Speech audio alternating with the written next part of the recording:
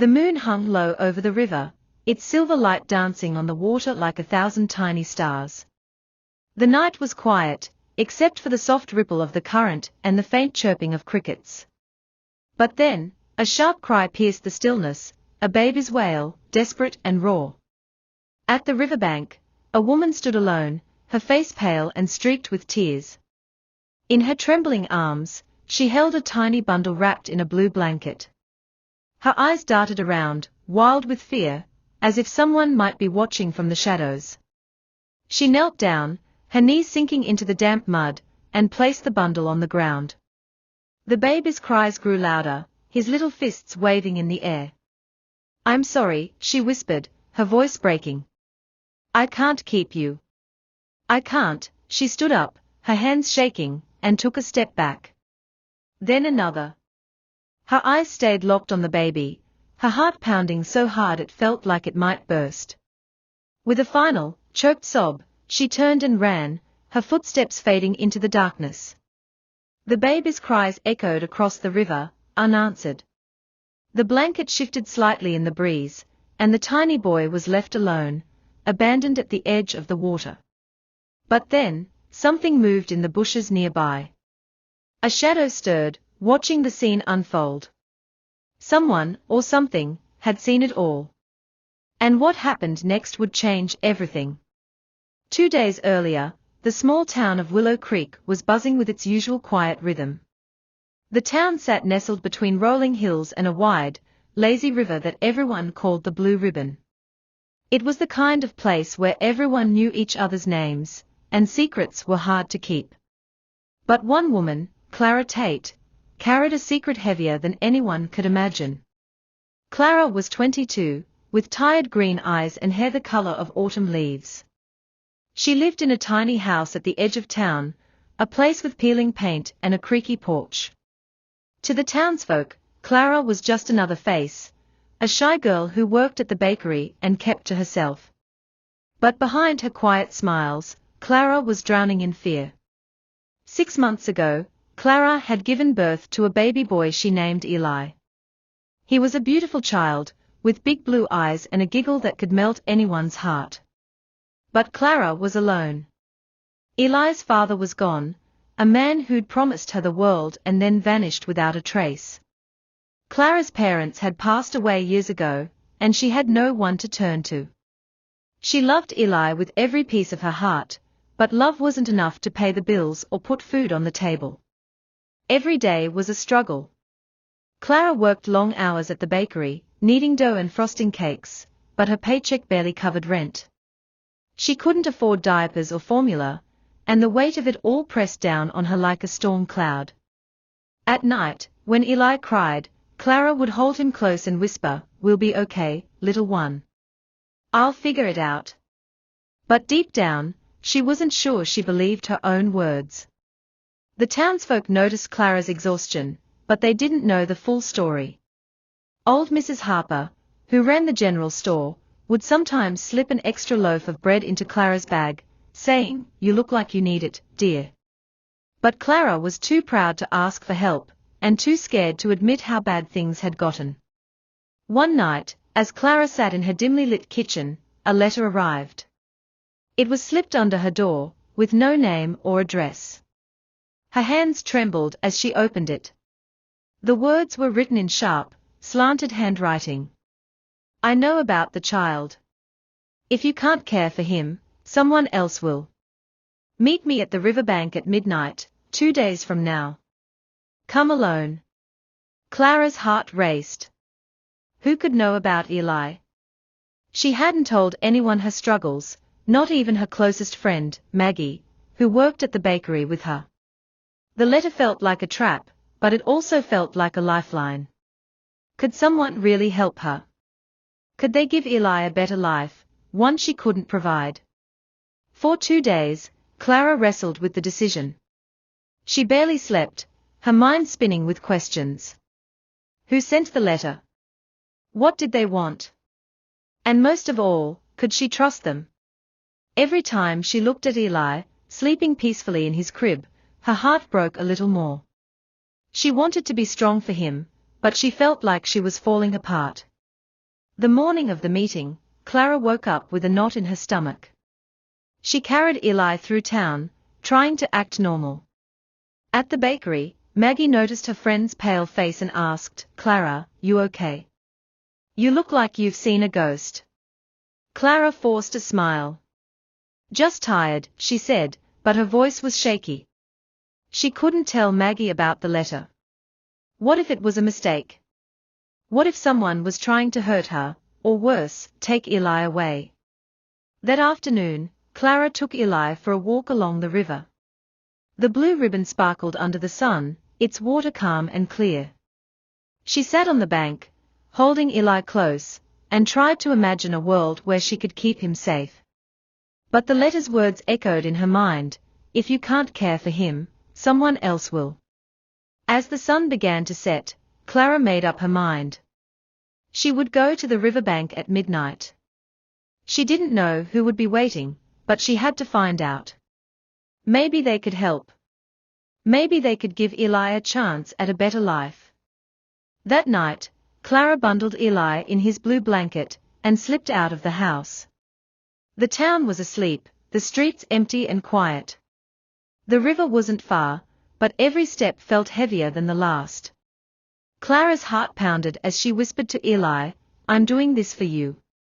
I love you so much." When she reached the riverbank, the world seemed to hold its breath. The water lapped gently at the shore, and the moon cast long shadows across the grass. Clara waited, her eyes scanning the darkness. Minutes passed, but no one came. The letter had said midnight, hadn't it? She checked her watch, 11:55. Then, she heard it. A rustle in the bushes. Her breath caught in her throat. "Hello," she called softly. "Is someone there?" No answer. The rustling stopped, and the night grew still again. Clara's hands tightened around Eli. Maybe it was just an animal, she told herself. A raccoon or a deer. But the fear in her chest wouldn't go away. Midnight came and went. By 12:15, Clara's hope began to fade. Whoever sent the letter wasn't coming. She felt foolish for believing they would. Tears stung her eyes as she looked down at Eli, his tiny face peaceful in sleep. "I can't do this," she whispered. "I can't keep you safe." That's when the idea hit her, a terrible, desperate idea. If she left Eli here, someone would find him. Someone kind, someone with a warm home and enough money to give him everything she couldn't. The thought made her sick, but it also felt like her only choice. With shaking hands, Clara knelt by the river and placed Eli's blanket on the ground. His cries broke the silence, each one like a knife in her heart. "I'm sorry," she sobbed. "I'm so sorry." She stood, her legs wobbly, and forced herself to walk away. Each step felt like tearing a piece of herself apart. She didn't look back, she couldn't. The darkness swallowed her as she ran, leaving Eli alone by the water. But Clara wasn't as alone as she thought. In the bushes, hidden from view, a figure crouched low, their eyes fixed on the riverbank.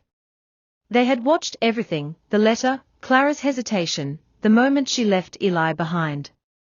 Their breath was steady, their movements silent. As Clara's footsteps faded, the figure stepped out of the shadows.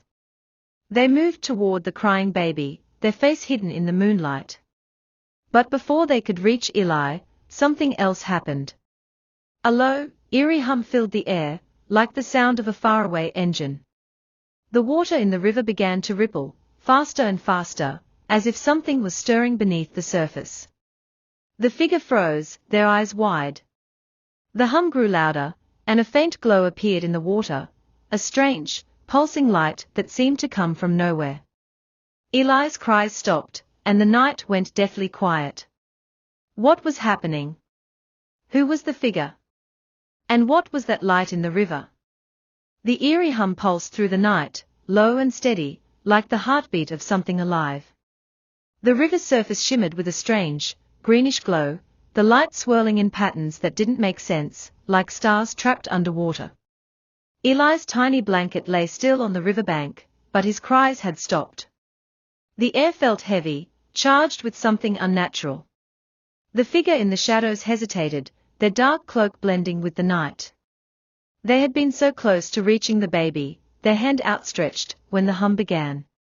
Now, they stood frozen, eyes darting between Eli and the glowing water.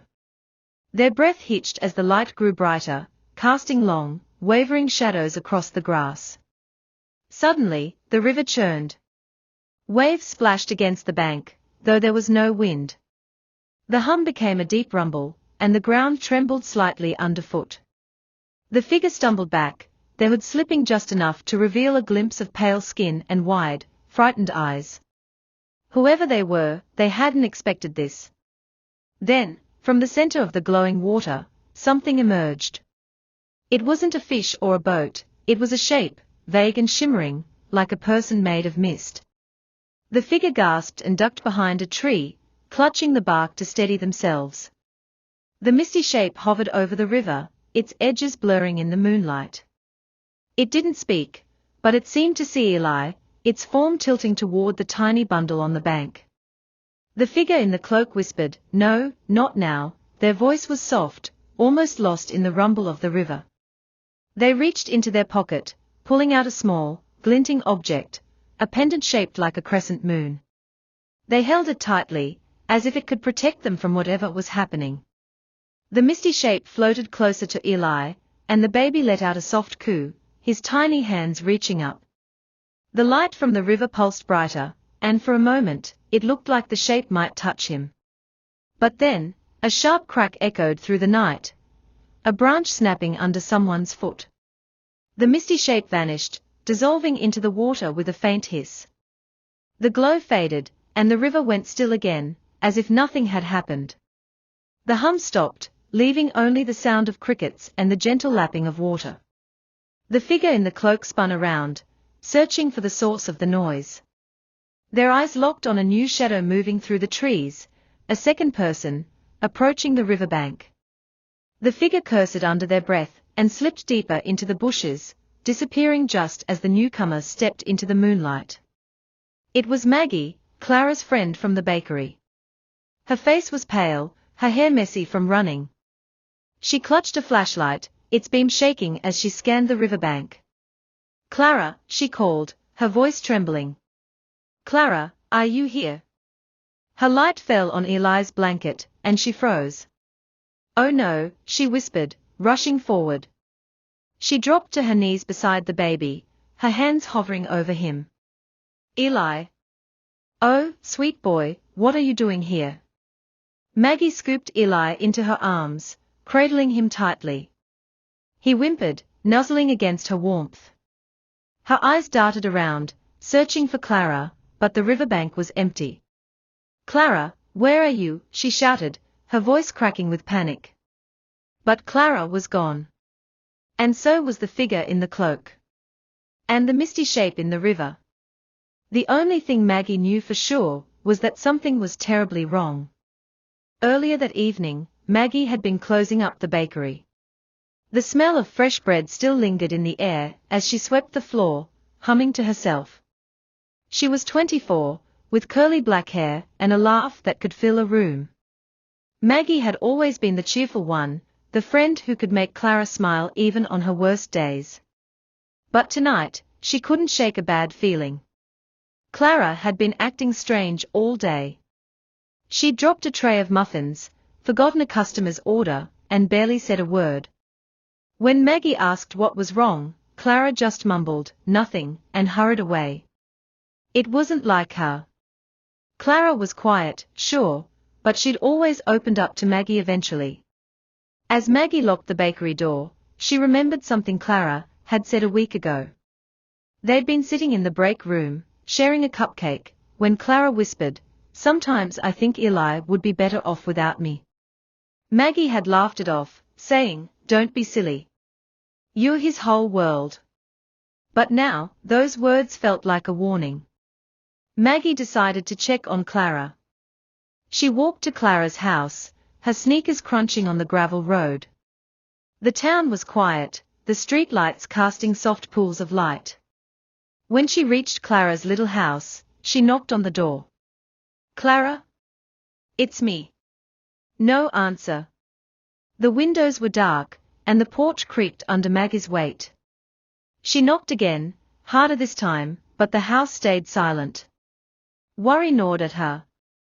Clara never went out at night, she was always home with Eli. Maggie tried the door. It was unlocked. She stepped inside, calling, "Clara." "Eli." The living room was empty, the air cold. A single lamp glowed in the corner, casting shadows on the walls. Maggie's heart sank when she saw Eli's crib. It was empty, the blanket gone. That's when she found the letter. It was crumpled on the kitchen table, the sharp handwriting glaring up at her. Maggie read it quickly, her hands shaking. "Meet me at the riverbank at midnight. Come alone." Her mind raced. Who would send Clara a letter like that? And why the riverbank? Maggie glanced at the clock, 11:45. If Clara had gone to the river, she was already there. Maggie grabbed her flashlight and ran out the door, her heart pounding.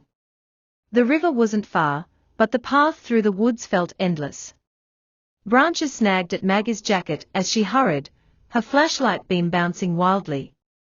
She kept thinking about Clara's tired eyes, her shaky voice. What if Clara was in trouble? What if someone had lured her to the river to hurt her?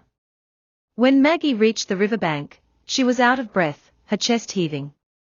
She called for Clara, but the only sound was the water. Then she saw Eli, alone in his blanket, and her world turned upside down. Maggie sat on the riverbank, holding Eli close.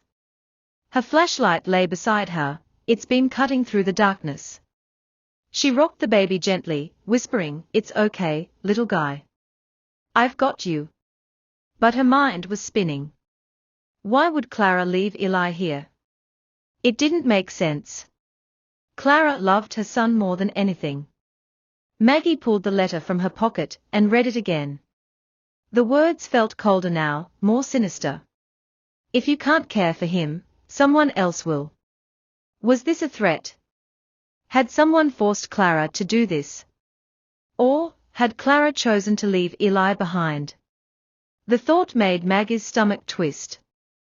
She didn't want to believe it, but the evidence was right in front of her. Eli, abandoned. Clara, gone. Maggie's eyes filled with tears as she looked at the baby. "Your mama loves you," she said, her voice breaking. "I know she does." But then, she heard something, a faint rustle in the bushes.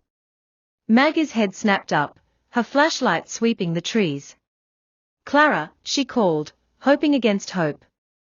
"Is that you?" No answer. The rustling stopped, but Maggie's skin prickled. She wasn't alone. She stood, clutching Eli tightly, and swung the flashlight around. The beam caught something, a glint of metal in the grass, half hidden by leaves. Maggie knelt, careful not to jostle Eli, and picked it up. It was a pendant, shaped like a crescent moon. The same pendant the cloaked figure had held. Maggie turned it over in her hand, her heart racing. It was heavy, etched with strange symbols she didn't recognize. Where had it come from? Had Clara dropped it? Or someone else? Before she could think, a low hum started again. Maggie froze, her eyes darting to the river. The water was still, but the sound was unmistakable, the same eerie hum from before. It was faint, but growing louder. Maggie backed away from the river, her arms tight around Eli. "We are getting out of here," she whispered. She turned to run, but something caught her eye, a flicker of movement in the water. Not a glow this time, but a shadow, gliding just beneath the surface. Her breath caught. The hum pulsed in her ears, and the pendant in her hand grew warm, almost burning. Maggie stumbled, her foot catching on a root. She fell to her knees, barely keeping Eli from slipping out of her arms. The shadow in the water moved closer, and for a split second, she thought she saw eyes, bright, unblinking eyes, staring up at her from the depths. Maggie scrambled to her feet, her heart pounding so hard she could barely think. The hum was deafening now, vibrating through the ground. The pendant burned in her hand, but she didn't dare let go. Eli whimpered, his tiny hands clutching her shirt. The shadow in the river rose, breaking the surface with a soft splash. Those eyes, glowing, impossibly bright, locked onto Maggie. They weren't human. They weren't anything she'd ever seen before. "Stay back!" Maggie shouted, her voice shaking. She held Eli tighter and raised the flashlight like a weapon. The shadow didn't move, but the hum grew louder, and the air crackled with energy. Then, from the trees, a voice hissed, "Don't move." It was the cloaked figure, stepping out of the shadows. Their face was still hidden, but their hand was raised, holding another pendant that glowed faintly.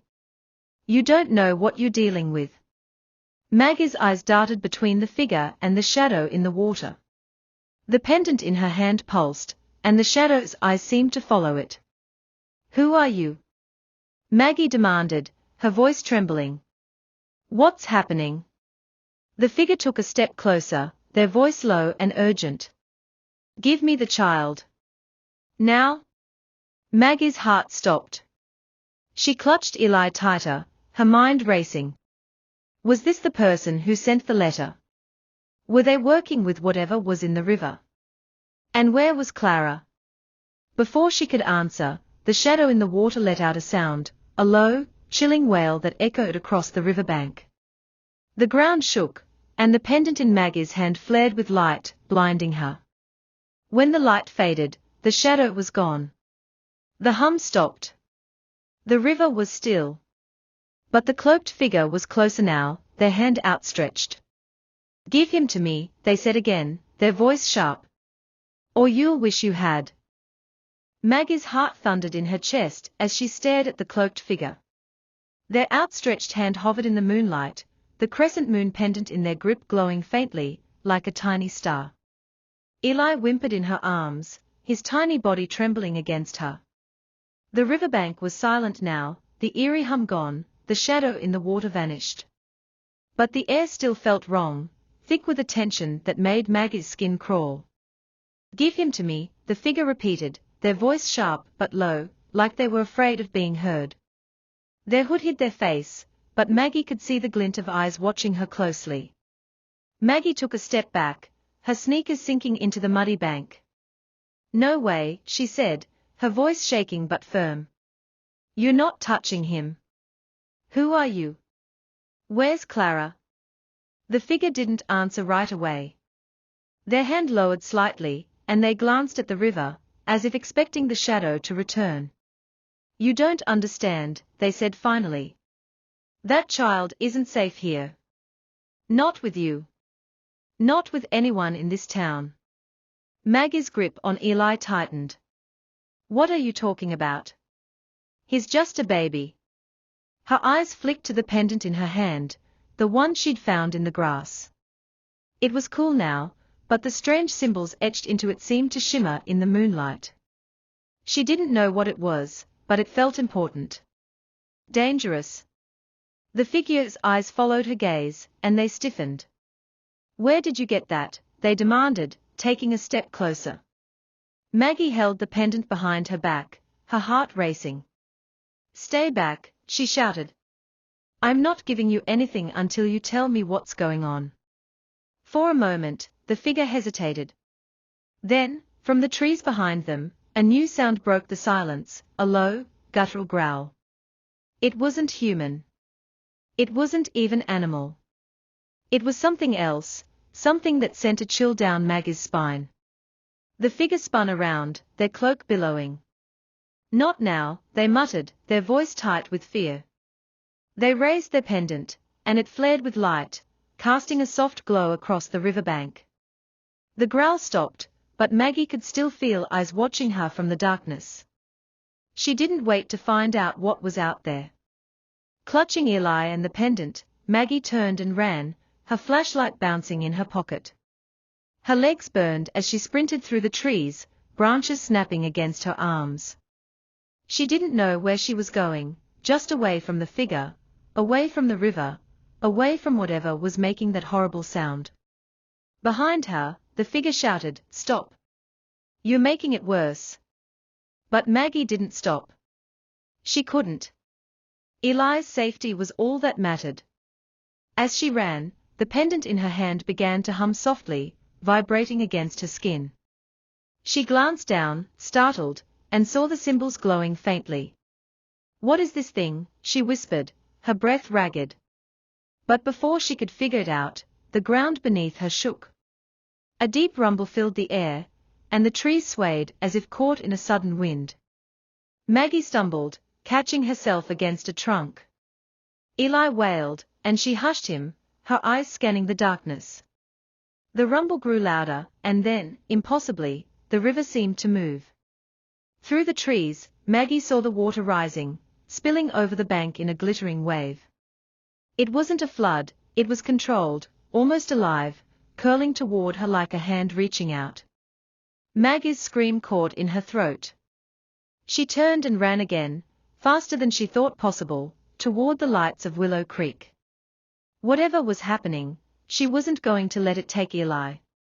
An hour earlier, before Maggie had reached the riverbank, Willow Creek had been asleep. The town's streets were empty, the houses dark. But not everyone was resting. In a small, cluttered attic above the general store, old Mrs. Harper sat at a wooden table, her hands trembling as she pored over a dusty book. Mrs. Harper was 72, with silver hair and sharp eyes that missed nothing. To the townsfolk, she was just the kind old lady who sold canned peaches and knitting yarn. But she had secrets, secrets she'd kept for decades, secrets tied to the Blue Ribbon River. The book in front of her was bound in cracked leather, its pages yellowed and brittle. It wasn't in the library or any bookstore. It had been passed down through her family, a record of things the town had long forgotten. Strange things. Impossible things. Mrs. Harper's finger traced a drawing on the page, a crescent moon surrounded by swirling symbols. Below it, in faded ink, were words that made her heart race: "The river's keeper watches. The child marked by the moon will wake it." She'd heard the stories as a girl, tales of a presence in the river, something ancient and powerful that had been asleep for generations. Her grandmother called it the keeper, a force that protected Willow Creek, but demanded respect. The stories said the keeper could be woken by a child born under a rare moon, a child marked by its light. Mrs. Harper had always thought the stories were just that, stories. But 6 months ago, when Clara's baby was born, the sky had glowed with a strange, silver light. The moon had been full, brighter than anyone in town could remember. Mrs. Harper had watched from her window, a chill running through her. Since then, she'd kept an eye on Clara and Eli. She'd noticed Clara's struggles, the way the young mother seemed to carry a weight too heavy for her shoulders. But Mrs. Harper hadn't acted, not until tonight, when she'd felt a tremor in the air, a hum that seemed to come from the river itself. She closed the book and stood, her knees creaking. "It's happening," she whispered. She grabbed her coat and a small wooden box from the shelf. Inside the box was a pendant, identical to the one Maggie had found. Mrs. Harper slipped it around her neck and hurried out into the night. She didn't know Clara had abandoned Eli. She didn't know Maggie was at the river. But she knew something was stirring, and she had to stop it before it was too late. Maggie reached the edge of town, her lungs burning. The river's strange wave had stopped chasing her, but she could still feel its presence, like a shadow at her back. Eli was quiet now, his eyes wide as he clung to her. The pendant in her hand had stopped humming, but it felt heavier, as if it carried a secret she wasn't ready to know. She stumbled into the general store's parking lot, the only place she could think to go. The store was closed, but Mrs. Harper lived in the apartment above it. Maggie banged on the door, her fist shaking. "Mrs. Harper. Please, open up." The lights upstairs flicked on, and a moment later, the door creaked open. Mrs. Harper stood there, her face pale but calm. Maggie! What's wrong? Her eyes fell on Eli, and she froze. Why do you have Clara's boy? Maggie's words tumbled out in a rush. Clara's gone. I found Eli at the riverbank, alone. There was a letter, and a figure.